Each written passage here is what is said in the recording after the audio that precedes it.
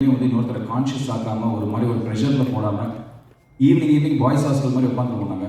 இன்னைக்கு பண்ணது இது ஓகே, இன்னும் பெட்டராக அதை பண்ணலாமான்னு. So we gave each other the freedom to tell each other இது நல்லா பண்ணியிருக்கேன், இது இன்னும் பெட்டராக பண்ணியிருக்காங்க. ஸோ அந்த மாதிரி ஒரு ஸ்பேஸ் கொடுத்த என்னோட நண்பர்கள் அசோக் அண்ட் பிருத்விக்கு வந்து ரொம்ப ரொம்ப நன்றி.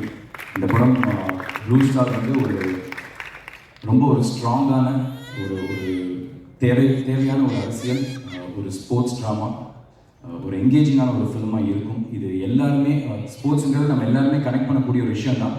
நான் எப்படி ஒரு ஆடியன்ஸாக ஃபர்ஸ்ட் இந்த கதை கேட்குறப்போ ஒவ்வொரு கதாபாத்திரத்தோடு கனெக்ட் பண்ணணும், அந்த மாதிரி நீங்கள் எல்லாருமே 200% ஒவ்வொரு கதாபாத்திரத்தோடு இந்த கதையில் நீங்கள் கனெக்ட் பண்ணுவீங்க.